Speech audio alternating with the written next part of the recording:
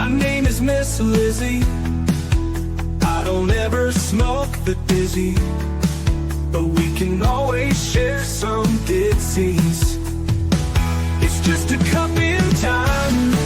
This song doesn't have to rhyme. Life's all of us, not every moment we can be feeling fine.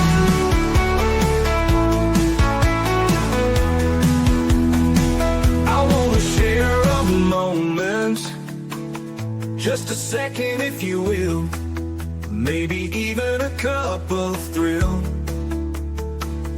We could share this performance. It's tea time, come sit with me. Well, welcome guys. Miss Liz in the house. That's right. I am back and I have the incredible Kate Assaraf in the house. If I mispronounce her name, I'll get her to say when she gets up on the screen. But today we're going to be talking about her product, and that's called Dip already. That's right. We're going to talk about some hair products and some body oils and all that good stuff. I did a little bit of research and homework on her, so we're going to have a good, interesting conversation. And tonight's tea is realistic, sustainable, and people that love hair. That is a tea we are serving tonight in the Tea Time House of Miss Liz. But before we get started, you guys know how Miss Liz rolls. Roll over to YouTube, Facebook, LinkedIn, Twitter, Twitch, all of those good platforms, and give that a like, follow, and subscribe, and get these tea times out to individuals who may resonate with these tea times, because I guarantee one will with everyone out there. So let's get the disclaimer going, and then I'll give a little intro into Kate, and then we'll get Kate in here, and we'll spill some tea and have some fun tonight. Disclaimer for Miss Liz's Tea Time live shows. Miss Liz's Tea Time is a global platform dedicated to sharing real-life stories, diverse perspectives, and meaningful conversations that inspire awareness, healing, and connection. I, Miss Liz, is going live using StreamYard. Before leaving a comment during the live broadcast, please grant StreamYard permission to display your name at StreamYard.com. Please be advised that all the content brought forward during any Tea Time show is presented in good faith. However, discussions may include opinions, beliefs, and perspectives that do not necessarily represent the views of Miss Liz or the Tea Time platform. Information shared by guests is based on their own experiences and is perceived to be accurate at the given time of airing. All guests, viewers, and participants are responsible for using their own good judgment when considering any action or decision that may relate to these discussions. Some episodes may cover sensitive topics, including but not limited to trauma, abuse, grief, mental health, and other emotionally triggering subjects. Listeners and viewers' discretion is strongly advised. Tea Time with Miss Liz is an open discussion forum designed to offer insight, inspire awareness, and create connection. It is not a substitute for professional, medical, legal, or therapeutical advice. If you require professional support, please seek assistance from qualified professionals or trusted resources in your area. If you have any questions regarding this disclaimer or the content of this discussion, you are welcome to contact me, aka Miss Liz, directly at my email, bookingmissliz@gmail.com, or visit my link tree at Miss Liz's Tea Time. By choosing participating in, comment on, or view these live shows, you acknowledge and accept this disclaimer. Your participation is entirely voluntary. I, Miss Liz, welcomes you to join the conversation with an open heart, and if at any time you feel this platform is not right for you, I respect your decision and welcome you back whenever you are ready. Tea Time with Miss Liz is serving truth and awareness one cup at a time. Well, welcome everyone to another Tea Time with Miss Liz, where truth is poured, stories are served, and transformation is always on the table. Today, I'm thrilled to welcome a guest who brings fire, humor, and fierce innovation to the Tea Time table. Kate Assaraf, founder of Dip, the sustainable forward hair care brand, breaking all the old rules. Kate isn't here to fit into an industry. She's here to flip it. Her work challenges the beauty standards were accepted for too long, replacing plastic and pretense with real people, real values, and real change. She proves that you can care about the planet, build a community, and still keep your rebellious spark intact. So grab your cup, open your hearts, and get ready for a refreshing, truth-filled, rule-breaking tea time with Kate Assaraf, a woman who shows us that reintervention and rebellious can be beautiful. Let me get Kate in here and let's spill it. And if you guys notice Miss Liz is having trouble with her speech tonight, it's just a flare-up. I'm fine, guys. Welcome, Kate. Hello. Hi. Nice to meet you and everybody out there. Well, Kate, let's start with who Kate was as a little girl and who Kate is now. As a little girl, I spent a lot of time outside. I'm the youngest of four, and I was a latchkey kid that was just basically outside all the time. I grew a really deep appreciation for nature, and that tree climbing, getting lost in the woods kind of kid. And I think I remain that way as an adult. Even my happiest times now, I try and jog in the woods and spend time in the woods all 4 seasons here in the Northeast. And yeah, and that I think is just part of always being in nature since I was a child. So, Kate, and how young were you when you started breaking the rules? Because you're a little rebel. So, Yeah, I had my mom was very much a rule breaker herself, and she fit into zero molds. And she was amazing. She was an anthropologist when she was in her 20s. She grew up in England and moved to Iran and started teaching. She spoke English and then moved to Iran. And at university level, at age 23, she taught French and German in Farsi. So she was like a fast learner wizard. And then she got her PhD in anthropology, moved over to the United States, and she did everything. She was like a world-class knitter, roller skater. She was just probably the most amazing person ever. I was very lucky to have had her as long as I did. And she just never fit into any box. She was never one of those people that didn't think of herself as capable. And from that, I just I never let anyone tell me I couldn't do anything. And it's very, very much a testament to her. yeah, I always tell everyone that tells me I can't, I'm just like, watch me. Yeah. Like, Yeah, watch me. totally. She had 4 kids, and that didn't stop her from getting her PhD. Like that was that totally did a career change when she was well into her 50s. She started learning Mandarin when she was in her 60s. Like, she just never let anyone tell her she was too old. And she also already, like, she always told me that education is not like a time in your life. It's a consistent thing that you have to keep at it's an important part of life. And I really love that about her. Well, it shows in what you do as well. When I was doing my homework on you, I was just like, oh, she's a real rebel, this one. The kind of the ones I like, the ones that are outside of the box, right? I don't like inside the box. I like to be that one that thinks outside. So I love the logo Dip, like Thank the you. wiggle and everything. So how did you come up with the logo of Dip? So when you're starting a brand, the most frustrating thing is what to name it, and what to and whether that name is going to pass through trademarks, and whether that name is going to be something you can create a cool image for. And so I tried to trademark a few different things, but Dip was like the number one thing I wanted it to be.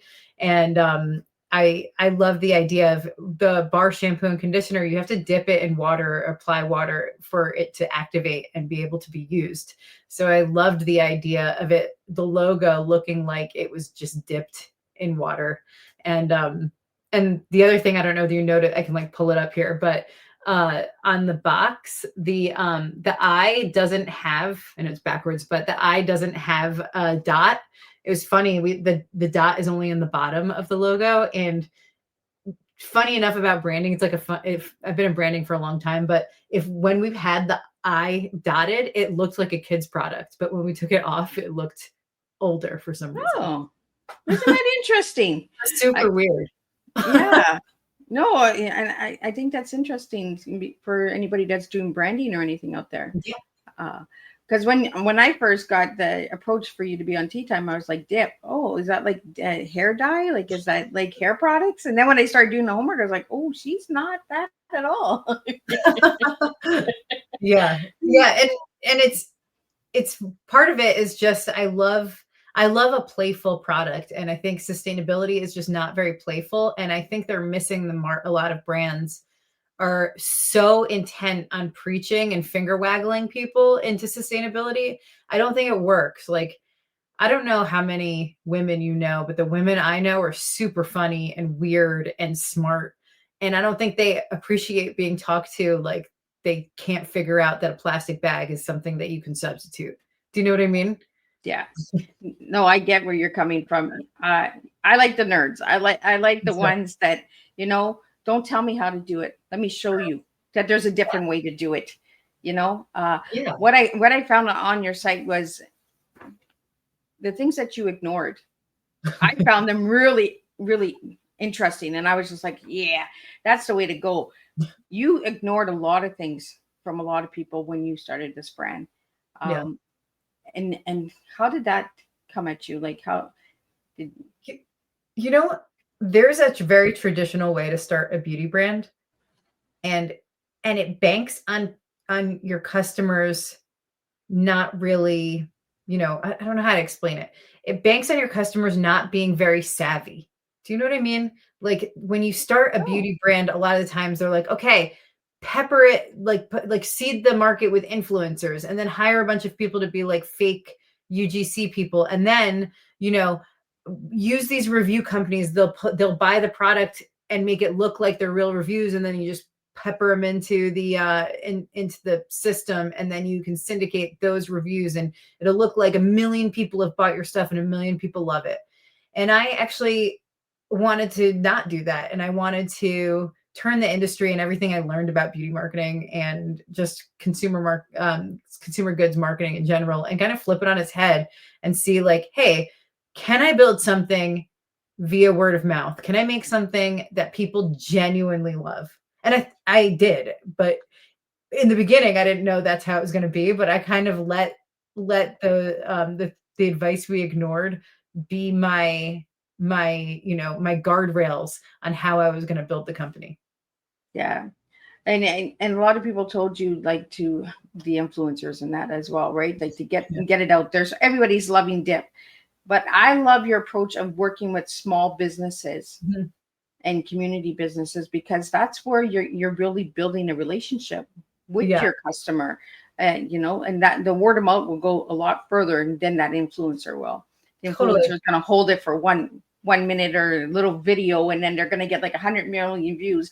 But Yeah, there's only going to be like 10 bars sold. Where you go into a home business or a small mom and pop business, you're going to build that customer and that relationship first, and then they're going to want more. yeah. Well, sustainability is not a solo sport. It requires everyone to participate. And I think that the people that are participating in the most genuine way are the zero waste and refill store owners.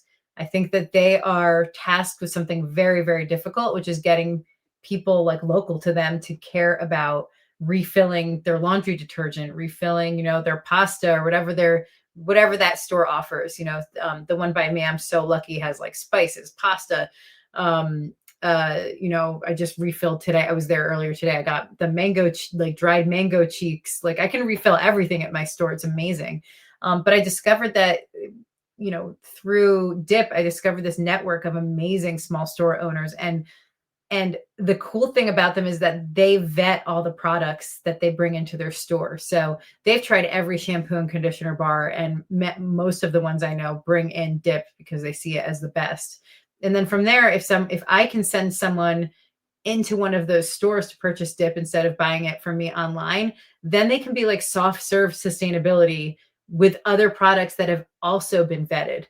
And that is the bigger picture. Like I already know that the shampoo and conditioner Dip that I make is great because it's sold in salons, it wins awards. That's part one piece of it. But the bigger picture is getting people into these refill stores and making sure that someone has the confidence to purchase something there that they didn't expect, like, oh, I don't have to buy paper towels anymore. Oh, I don't have to buy saran wrap anymore. Oh, I don't have to buy a big jug of, hand soap anymore. Like these stores offer real solutions that inspire meaningful change for anyone that goes in.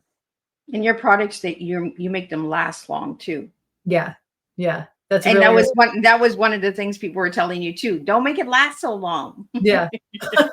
Yeah, the shampoo bar goes faster. Maybe someone might buy 2 to 4 of those a year, but the conditioner bar is like my own secret. I call it call it my middle finger to the beauty industry because you can buy it once and you don't have to buy it for a whole nother year for most people. And with Wow. how long is your hair? My hair, oh, it's pretty long. Yeah. I'm gonna, So I'm gonna cut it then. you could probably do 10 months, 10 to 14 months with the conditioner bar. Oh, wow. So, and it performs like really high-end salon stuff. I took the formula very, very seriously. And there are people that write to me that say that it's one of the best conditioners they've ever used. So what got you into making the conditioner and shampoo? Like, was it for your own hair? Like, how did you get into that? So I've been in the beauty industry for 20 years about, and I very much was disappointed with the current product offering when I started. It was almost like I had a graveyard of bars that I just didn't work for me. They were just like tombstones in my shower, all these bars that I just didn't want to use again. And I kept going back to my really pricey salon stuff. And character is really, like I was telling everyone about how I was reducing my plastic, but really character is what you do when no one's looking. And when no one was looking in the shower, I was using expensive bottled stuff. And so I was like, you know what? I've been in the beauty industry. I think I can solve this. I think I can make something that is so good that the plastic free part isn't part of the story. That's not the reason someone buys it. They buy it because it's great. They buy it because the ingredients are effective and earth friendly. And then they buy it because it saves them a lot of money. And right now, as the economy is contracting a little bit, it's really, really nice to have a conditioner bar for myself that saves me about $500 a year in conditioner. Wow. And I never even thought how much we spent on hair man. products, right? Yeah. Well, some people have different vices, right? Like my vice was really beautiful hair products. My sister's vice was she loves high-heeled shoes. She has like them in every color and like every height. My thing is I love fancy hair products. I love the way they look and smell. And I wanted to be able to convert someone like me. I was like my own worst enemy when it came to sustainability. Because I want all the potions and the serums and things, but actually my conditioner bar replaces all of them. Oh, wow.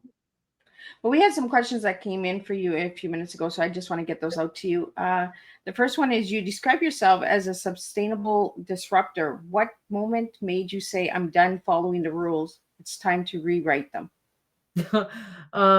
Well, there was a moment, and I'm gonna say this moment shaped how I built my business now. There was a moment where I worked in the beauty industry. I was in my early 20s. Part of my job was going around to different like home shopping network channels and helping the team. I was the marketing person on the team behind the scenes that would draw wrinkles. My job was to draw wrinkles with eyeliner, very faint, on someone's forehead. And then when they got on screen, the person applying the skin cream or makeup or whatever would wipe them off magically as if the cream made them go away. And I remember feeling such an ick and thinking, like, I never want to sell things in this way to people. Like, Wow. if you're a part, there's something about being a woman and being, I have a big group of girlfriends, and just out of respect for like any group of girlfriends that's congruent to mine, just treating them with respect and treating them with kind of like not giving them like this weird false hope about a product, like a beauty product. It's that job shaped how I run Dip so much. I really wanted to just run in the complete opposite direction of anything I'd ever been told. Well, and learning through those experiences, right, is what leads you to do what you do today. Some of those icky jobs are just like, no, we're not doing that. Yeah. Live that, done that, not doing that again. The next question came in is, after years in the beauty industry, you saw how marketing excluded real women. How did the realization shape the creation of Dip? So real women, I mean, that's open to interpretation. But yeah, this idea that only like bubbly blondes need beautiful hair is crazy to me, because My mom, up until I talk about her in the past tense, she passed away, but even she's a person that taught me about hair, and into her old age, she always cared about the way her hair looked. And, you know, there's all different kinds of hair types out there. They all need respect, and they all need sustainability, because if you ask 100% of the people on this planet, I think you're going to find out they all live here on Earth. Yeah. So it's important to make sure that everyone feels reflected in the marketing. And, sometimes when I see this kind of bubbly, young only kind of avatar put in marketing, I feel like it's doing a real disservice to all the different kinds of hair out there. And for me, I don't have a lot of hair. And when I see a lot of the times this huge volume, obviously extensions put into hair, and then that becomes the baseline for people to see hair and volume and all it actually, I think, makes people very depressed about their own volume, which is totally normal. Yeah. And it's kind of like false, right? Yeah. Like you're putting all this fake hair in, and then you got to take it out. Why not just be yourself? Like, be you. Like, Yeah. shine who you are. That statement, real woman, it what is a real woman? I want to know what a real woman is, because we're all women, Yeah. we all shine differently, and we're all unique in our own ways. So, we all have different ways of seeing things. The next one we have is Dip has grown into a B-figure brand without influencers, without plastic, and without big box backing. What's your secret to scaling through integrity instead of illusion? So my success is because of my customers. I actually don't attribute a lot of the success to me or any secrets. I am so thankful for the people who purchase our products, because many of them go into it very skeptical of that they do what I say they do, right? And then once someone discovers that they not only work great, they're great for the environment, they're safe to use on their children, they detangle when they come out of their hair, when they come out of the pool or oceans, they solve a problem there. They start to buy it for everyone in their universe. Like, it's, even though the conditioner bar lasts a year, I'll see the same person buy it several times and just send it to different addresses, because it's like their gift that they give to people. And I'm so lucky and thankful. This is how my customers have responded to the product. And the same thing with our small stores. Some of them have started with small orders, and because I don't put Dip on Amazon, my small stores don't have to compete with a 24-hour business that churns through and puts discounts on there. And so some of my small stores have started with like $400 orders, and now some of them are selling, $50,000 to $75,000 worth of Dip a year in their one single store. And that is very, it makes me feel very, very lucky. And because of that, and because of, like, my mom kind of embedded in me this karma that you always pay things forward. That's why we've sent $50,000 to Surfrider. We send it to them because I know they can change plastic laws, and they send people to Congress to help change plastic laws better than I could as an individual. And, whenever we have a really great sales day, I pay it forward. I'll find a GoFundMe. I'll just send it out. Because I think that this is the kind of capitalism that people are looking for. And even though we do it kind of quietly, I don't really actually talk about this very much, but even though we do it quietly, I just think it's really, really important to when you take your customers' money, to do right by them, and to just make sure that you're using these profits in the best way. I want to know more about that Surfrider, because I did my homework. I found them. That's a nonprofit that you work with. Tell us a little Yes. bit about Surfrider, because I've never heard of them. Oh man. So Surfrider, they're kind of a big nonprofit, and what they do a lot of things actually, but they raise money to help protect the ocean. So their tagline is the ocean needs more friends. And so surfers are in the water every day all over the world, and the plastic crisis is very, very personal to them. I also surf. I'm not a very good surfer, but I can surf, and I really, really enjoy it. But they go around, they set up beach cleans I've even been at concerts where Surfrider is present and they have people out there picking up all the garbage and teaching people about reducing plastic at concerts.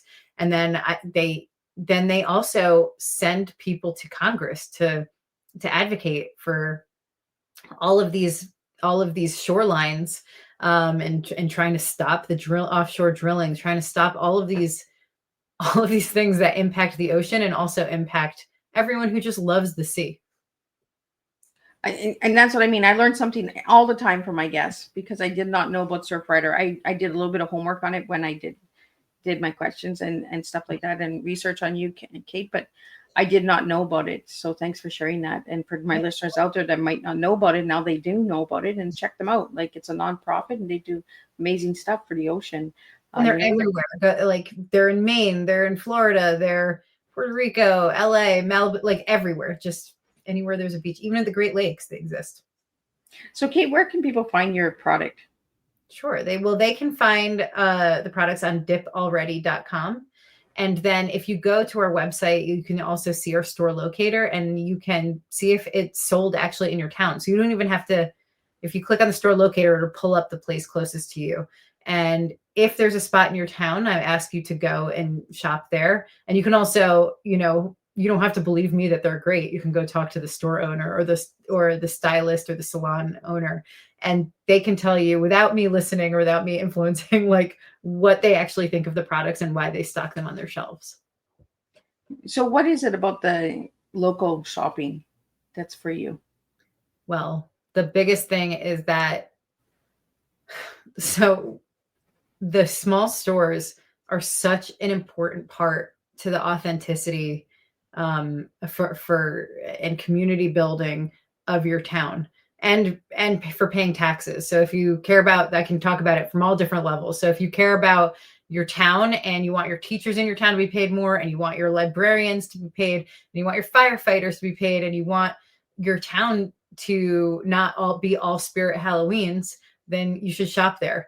It's the best for your schools, everything. Even if you don't have kids, but you like to see kids teams, sports teams, like getting out and getting on the field, like the small stores are the ones pretty much that do those sponsorships.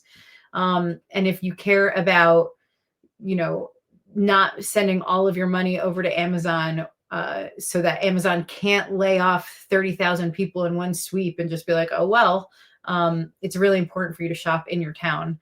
And the other piece is that when there is so much, I just like to call it digital pollution. There's so much digital pollution with consumer goods. Like, you never know if the review you're reading is real. You never know. Now the AI has become so prominent in marketing. You actually never know if the person you're looking at is a person, and whether they're just reading like a script said by, the brand. When you go into a small store, you kind of bypass all of the noise, the digital noise that is out there. And, I make much less money when people shop in store. Like, it's not about the money at this point. It's about having respect for the consumer and letting the consumer go and investigate your products in a real way. I appreciate that, because I'm the same way. It's not about the money. It's not about the currency. It's about the relationship. It's about building community and supporting local. I have a lot of guests that are from out of town, but the reason that I have them from out of town is so that they can come to town, so they can shop locally in Cornwall. Like, come to Cornwall, come and see Miss Liz in Cornwall, but we have to open those doors. We have to have those communications and conversations and relationships in order to build together. And so in my town, there's like a candy shop, and I like to go and buy candy at the candy shop. There's also, I'm so lucky, there's a little tiny bookstore. When I go in there, the person who works in the bookstore knows what books I like and knows like what to recommend to me. And there's something magical about bringing that kind of relationship back. I really, really love. And one time I saw the bookstore lady in the supermarket, and it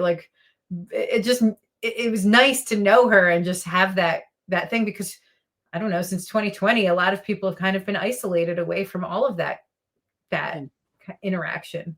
And if we could just slowly get people to bring it back and feel like they're part of a community again, That it's not like shopping's not the only way to do that, obviously, but it's one of the ways to do that. And we got to get back to community. We got to get back to supporting one another.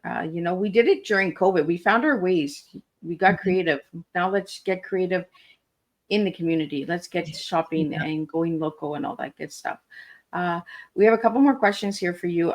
You've answered some of them during our conversation, so I'm not going to ask those questions, but during our conversation and getting them out, those questions are being asked. So you invest in local refill shops rather than selling direct online. Why is decentralizing retail power such an important part of your mission? And you kind of got that out, so I'm just reading the question out. Your brand celebrates realistic, sustainable people. What does that mean to you, and how do you encourage authenticity over perfection? So there's a few things. One is that you're in sustainability. You're never really sustainable enough for the trolls. You're never really sustainable enough for the critics. And so no matter what I do, I think that there's finger wagglers in the corner being like, you should have done it this way. You should have done it that way. But that doesn't help. It doesn't help anyone. It really actually turns people off from trying to be sustainable at all, because if they can't do it the way other people think they should, and if they're only going to be met with criticism for trying to take the baby steps and not doing like the full leap, it's too difficult, and it's uninspiring. And so I want people to feel included.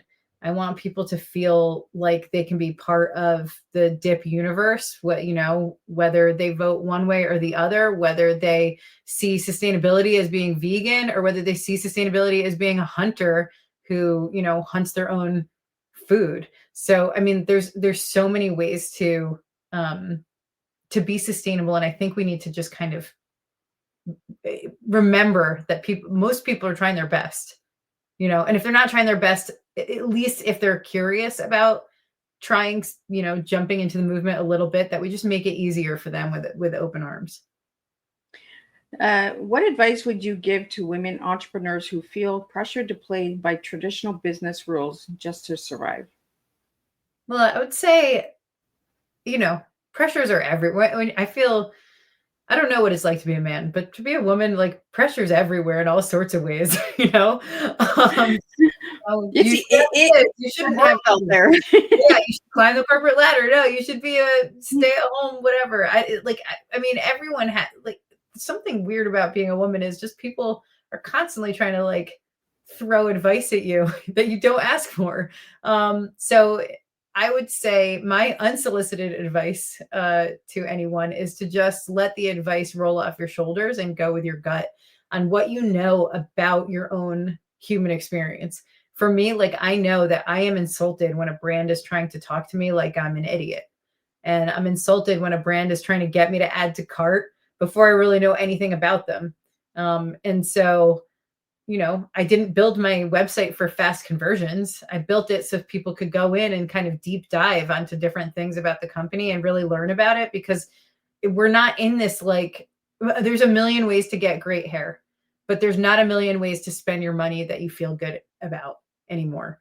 And so I'm trying to let people feel good about where they're putting their money. I like that deep dive, and that goes back to the surf rider, right? It goes back to surfing. What do you like about surfing, Kate? I like that it's really, really hard. I like to do things that are not easy to do. Even when I learned to skateboard, in my 30s. I learned to surf in my 20s. Like, I studied economics and math because it was really hard. I didn't grasp it all very fast, but I like to work hard at things.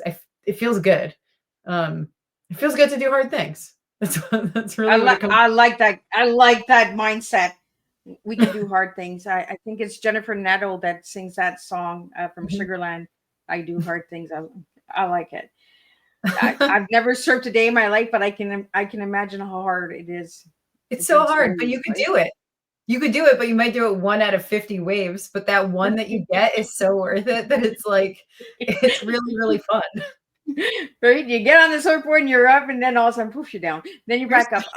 I can see why you like it because you fall and you're up. You fall and you're up. I like, Yeah. and It's that's what an entrepreneur is, right? They fall to oh, get up, fall to get up. yeah. I'm making it sound really easy to be an entrepreneur. It's really hard. but I enjoy it. I enjoy the worst days. I still enjoy it. I still spring out of my bed on terrible entrepreneurial days, but I really love what I do, and I love, the impact it has on the planet, and Yeah. it's fun. I get why you like the hard things, the up and down, up down. I I have so many people. You should do it this way. You should get out of here because I don't just do podcasting. I do a lot of other stuff and I'm creating stuff. And I'm just like, no, I'm not doing it that way. Well, you're never gonna make money that way. Well, you know what? That's the way I'm gonna do it. Yeah, who cares? So, You know right? what? Money is one of these things that it's not the reason to do something. It just helps, but it's not the reason. The Yeah. reason is you have to have a bigger purpose than money because there's a million ways to make money. It's just you have to do something. It's not going to make your like heart sing. And I'm not saying that everyone has to follow their passions, but I think that people can tell that I really love what we do and how we do it. And, I have a team of employees now that I really love to employ. I have so much pride in having these employees who are so amazing and really into what we're doing. And you know, it's my joy to be able to give jobs to people. That is like a huge deal. And I take it very seriously. I take it as seriously as I take my customers. Like I just, I feel very lucky to be in that position. Well, you have to have the purpose, right? Or you're doing it for the wrong reasons. If you're doing it for the money, then it's not going to sell. Uh, Yeah, I want to talk about the ambassador program that you have, Kate. sure. Tell us a little bit about it.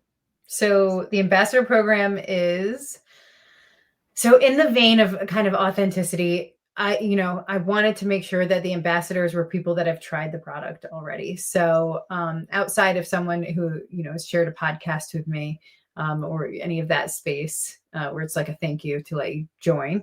All of our ambassadors are people that have been customers already. And I think it's really important because at the end of having a bar shampoo or conditioner, when you use the product the whole way through, the end is like the end of a martini is like not that fun. The end of the bar is like not that fun. She had to bring the martinis in. Well, you know what I'm saying? You get to that like tiny little sip at the bottom of the triangle. Not that fun, but that doesn't mean the whole journey wasn't great. And so that's the same way it is with bar shampoo and conditioner. You're gonna get to the point where it's very small and annoying.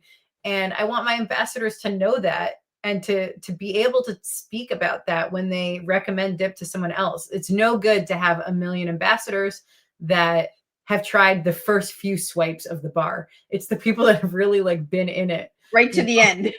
yeah. No, that because the end stinks and I don't pretend that it doesn't.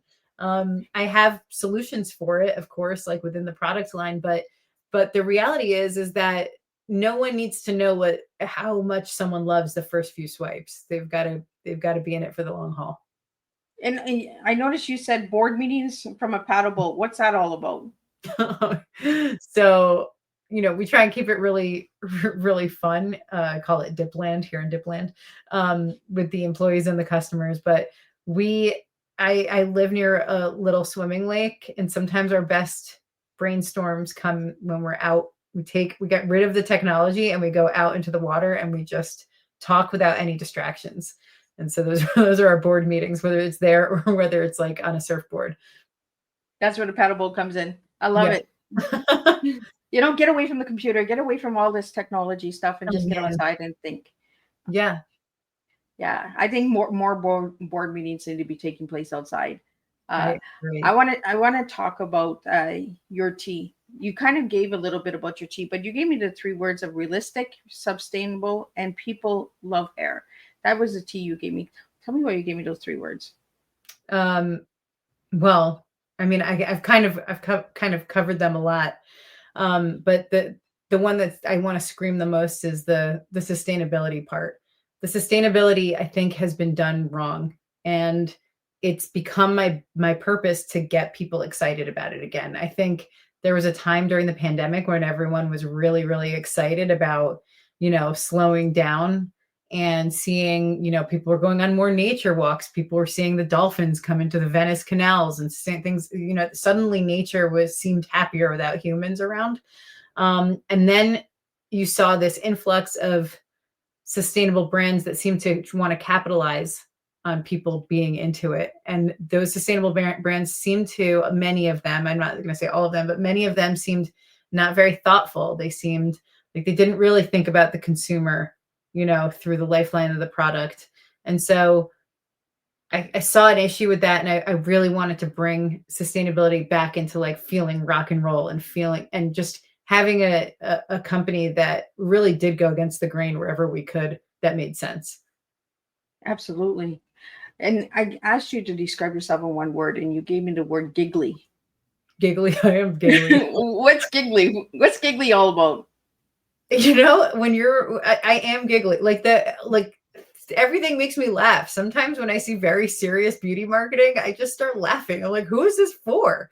Who is this speaking to? This thing that's cost $1 million to run and create, and like who is excited about what this is? I see it a lot with like perfume ads. I see it a lot with like even my competitors. I'm like, this is like making me laugh more than it is getting me excited to buy anything.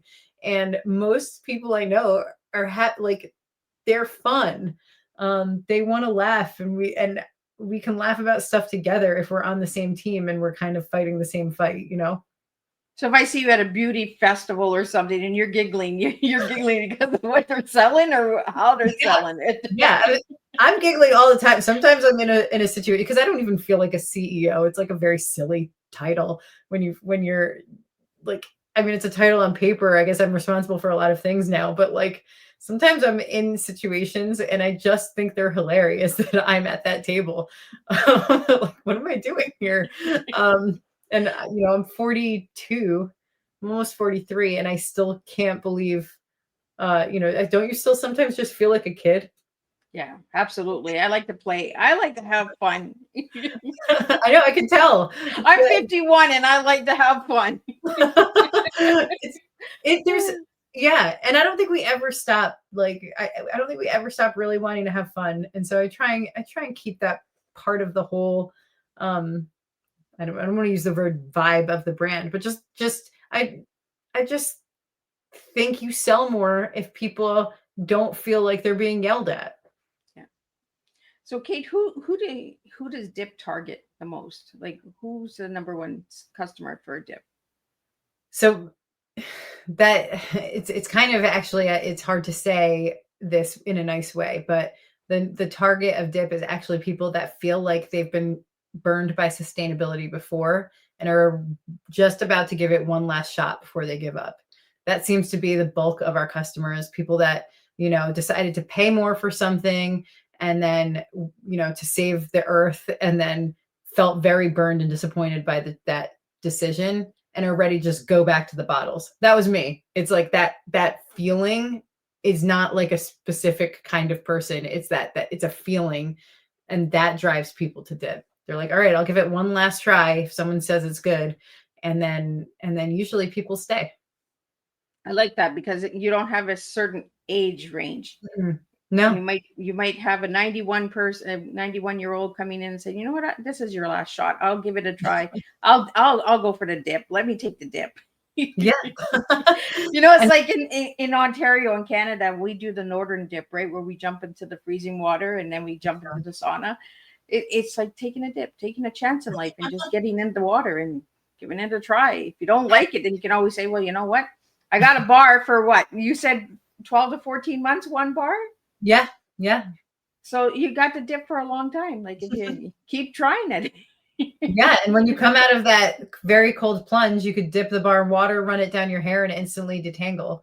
But do you do have you done that cold plunge? Yes, I have. Doesn't it feel like your body's on fire when you come out? I thought that was the craziest thing. Even though it's freezing cold, when you come out and your body feels like it's in flames. I've never experienced that before. I mean, I've experienced it once and that was enough.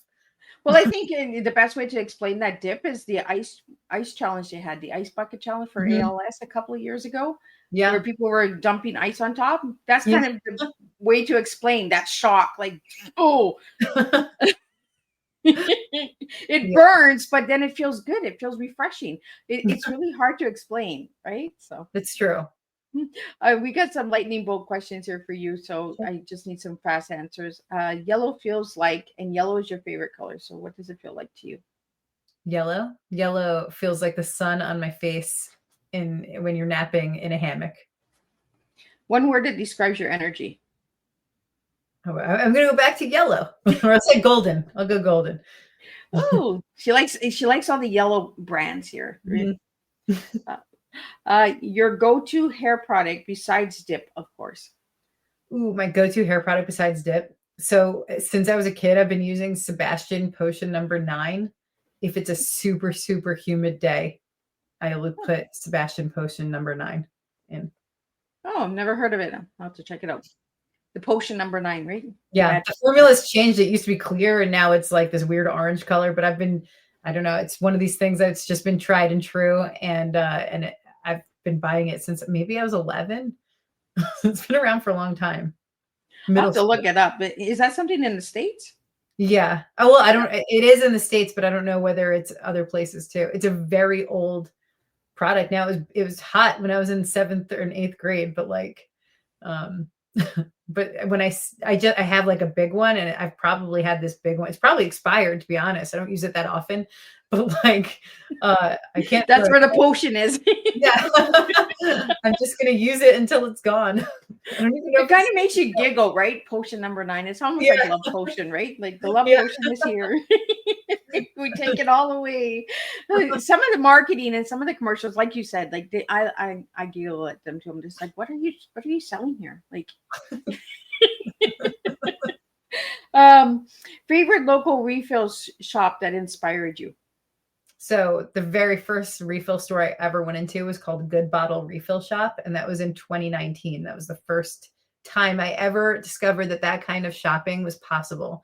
And it's owned by someone named Deanna, and she really blew my mind. She made this. It was not only just like a refill store, how you kind of like imagine. It was very upscale and beautiful, and she was bubbly and fun and giggly, and I was like, this is amazing. And she was the very first store to bring dip in, and so she gave me my big break. And because she was so well respected and well loved among other refill stores, other ones started to bring it in, and I've now my entire network of refilleries has come from Good Bottle Refill Shop in New Jersey. Oh wow. The wildest thing you've ever done for your business? The wildest thing I ever did was build my own factory. Like that was so crazy. Like looking back, like I have no business. I already feel silly calling myself a business owner, and then suddenly now I am a factory owner. But it was the craziest thing, the scariest thing, and the most rewarding thing. I love my team there. They're also really, really fun people. So, but it's great. Well, Kate, going from creating your product to the factory, to the board meetings, to the titles, what has been the most fun for you? Oh man, the most fun for me is I visit stores around the country, and sometimes I go to these stores and people ask me to autograph a box, and I always think that's so funny because like they love it so much that they want me to sign something, and that is the biggest compliment I think ever. That someone loves what we made and what it took me a long time to build and a long time to perfect, and someone loves it enough to even show up at a party where I am and ask me to sign a box. It's unbelievable. It's so cool. Can you show the box for all my Yeah. video watchers? Because Yeah. I think the box is cute. It's just a The little box is box, cute. and I think it's cute. Like if you can see, yeah, these are 2 conditioner boxes. And we can see them the right way because I have it set so that they can see Oh, it the right way. perfect. So you can do that. So you are dipping the right way. Okay, perfect. Yeah, they're so cute. If you see them on a shelf in a store, it's like a rainbow. And they're pastel, and they're kind of a nod to the late 80s, early 90s color palette. As a My Little Pony kid, Sweet Valley High, I loved all of those things. So yeah, it's very much inspired by the late 80s aesthetic. And what flavors do you have for the soap bars? So we have coconut and almond, which is the yellow one. We have wild sage and vetiver, which is orange. We have tangerine and honeydew, which is blue. We have rose and matcha, which is green. We have mimosa and sandalwood, which is in a gray box. And we have rosewater and jasmine, which is pink. Tobacco and driftwood, which is in a tan box. And then we have fragrance free. So no scent at all. So how did you come up with the flavors? Oh, well, so I watched people buy shampoo and conditioner for a very long time. So just go in different places, like a CVS or a hair salon or wherever.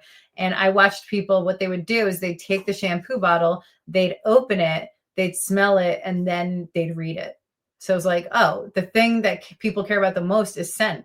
And so I went and, because I've been in beauty for a long time, I know like you want like a musky one, you want a gourmand one, you want the floral one. So you want different kinds of scents. And that was a really fun part of the development was I worked with a very famous fragrance house to do very clean synthetic fragrances that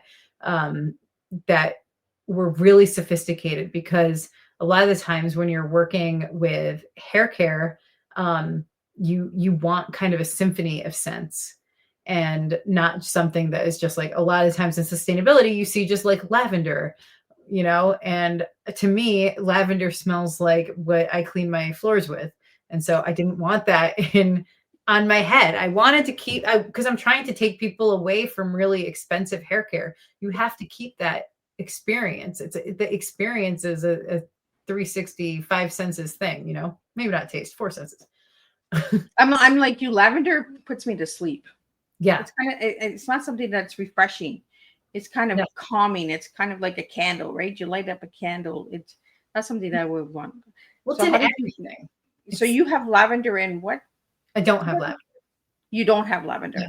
No lavender here. No lavender. You also sell other things besides the soap bars. What else do you sell, Kate? Sure. I sell hair and body dry oil. So that's this. If you can see. Oh man, it's getting really blown up. There we go. We got it nice and clear. I have that. And so what's cool about this is that it's multi-use. So you can put it in your hair to refresh the scent. If you don't shower every day, just put it in your ends. It'll get rid of frizz. Or if you have curls and you want to just kind of redefine your curls, you can throw it in your hair. But what I use it for mostly is on my body. So I can put it on my arms and legs, and it dries instantly. So you can even put it on your legs, and unlike lotion that you have to wait for it to kind of absorb, it dries, and then you can put your jeans on or your leggings on in a freezing cold day right away. Oh. That's important to me anyway. A little shot here. Yeah. And we got the dip. We got the dip going, right? We're dipped on. And then something that we have for it's called an enzyme spray, and that is an upcycled plastic bottle. So plastic bottles that came from a brand that went out of business. I found out about them and I bought all of them. So I bought them all. I filled them up with this enzyme spray, and what that is a shower in a bottle. So if you have had surgery, or or you're going through moments of grief, or you have a parent that's in a nursing home and you don't think that they're washing their hair that often. It's not a very sexy product, but you can just spray it. It's wet. You spray it in your hair. You can kind of like mess it around a little bit, and then it will actually clean. Unlike dry shampoo, which covers dirt and grease, this will actually clean it. So some people can go like a full month if they can't shower with the enzyme spray. And that one, I was pretty much inspired when my mom was sick in the hospital. I was convinced they weren't washing her hair, and people would come and they'd want to like kiss her forehead. And she was so self-conscious about it because of her hair. And I was like, what? I think we can solve this problem too. I had heard about these enzyme sprays for hair. And so, yeah, I got one, I put it in the line, and it's the only thing that's in plastic, but it's fun because it's put in discarded plastic. Well, and you're reusing, so you're Yeah. not making plastic. It's already been made. You're just Yeah. using that one. So, I didn't create it. I'm just finding a home for it. so how long did it take you to make that M sign? So that is one of the few things that we don't make. But that was a good amount of time of development, probably like 6 months. It was really making sure that it did what it said it was going to do. And one of the weird uses for it that I didn't think about was that some stylists, when they do bridal hair, sometimes the bridesmaids show up like hungover with greasy hair. And so instead of like making them feel bad about it, they just like kind of spray this on their hair, hit it with a little bit of a heat, and then their hair looks completely clean, which is cool. Oh, Yeah. That was something I didn't know people would do, but it's got like a little cult following in the bridal hair, um, not movement. It's not a movement, bridal hair scene. so where are you most surprised where your product is today?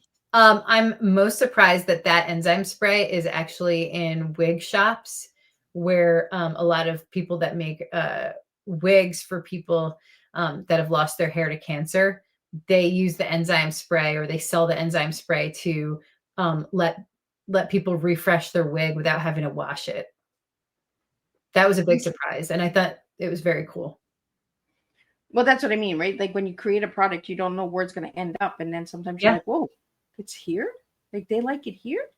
yeah, I can see that for the wigs because people changing their wigs. I didn't even know wigs. Like this is how closed-minded I am with wigs. I went to an event and this one lady had short hair one day, then long hair the next day, and I was just like, "How did her hair grow so fast? Like, what did she put in her hair?"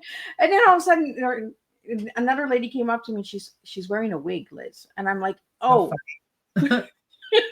But Yeah, it's like her hair looked good both days. I was just like, how did her hair grow so freaking fast? Like, I didn't even think of wigs. I'm thinking wigs for people that have cancer or have lost their hair, or not just people buying hair to yeah, wear a wig on top of hair that they already have. So it doesn't even come to my mind. So when I seen that, I was just like, oh, okay. yeah. Or think about all these people that are in plays or on Broadway, or you don't need to even be on Broadway. There's community theaters everywhere that have wigs. Like, just you can just spray it and clean it, and that is really nice. Yeah. For the listeners who want to live more consciously, but without guilt, what's one easy way to start making sustainable choices today? The easiest way is to find your refill store that's closest to you and just engage, like just see what's in there. Today in particular, I refilled bubble bath for my kids, the mangoes, as I said before, and chocolate chips and hand soap. I mean, like it's a pretty basic shopping trip, but it feels really, really good to know that I didn't have to buy like the Mylar bag of the chocolate chips and all of the extra plastic for hand wash. And that's the first step. Whether you want to buy dip or not is really that's not my mission. My mission is to get you into that kind of store so you can learn about it. And what's the final message you'd like to leave everybody with tonight? My final message is the holidays are coming up. Like, shop where you live first. I'm not saying never shop on Amazon or never shop in big box stores. Shop where you live. See if there's people in your town that, Facebook's a pretty powerful tool. See if there's anyone that makes cool stuff or sells cool stuff. I guarantee you can find someone in your town that makes like really beautiful cutting boards. There's someone in your town that probably makes really cool floral arrangements. There's all sorts of things, that people local to you do and make. And it's important to try and keep your money where you live. That's my message, especially for the holidays. And final question for you tonight, Kate, is one thing the beauty industry is getting totally wrong. The thing that they're getting totally wrong right now, I think, is marketing skincare to children. That's a big topic right now, and I think it's completely wrong. There's a difference between getting your kid like a fun face mask to do together, but I think they're starting to market skincare and beauty products to kids younger and younger and younger, and I just don't think that there's an upside to that. Well, thanks for sharing that. I got little grandkids, and there is a lot of beauty products for the little ones. Yeah. They don't need Yeah. it. Let them be They're kids. they're already beautiful the way they are. So Totally. well, Kate, thank you for joining me tonight on Tea Time. I'm just going to do a closing summary of tonight's Tea Time, and then we're going to wrap it up. And I'll be back tomorrow with the next Tea Time, and we'll do this all over again. What an energizing, and insightful tea time this has been with Kate at Assaraf. Am I saying it right? No, Assaraf. I kinda She, like she reminded us that sustainability isn't just a trend, it's a mindset. And reinventing an industry doesn't start with perfection, it starts with courage. Kate showed us that when you lead with honesty, humor, and heart, you create a real impact, not just in business, but in the people who follow your vision. As you reflect on today's tea time, ask yourself, where am I ready to challenge the old rules in my own life? And what part of me is calling for reinvention? Thank you, Kate, for bringing your spark, your truth, and your fearless purpose to Tea Time's table. Your energy is a reminder that standing out isn't a mistake, it's a mission. So thank you, Kate, for joining me. Thank you so much for having me here.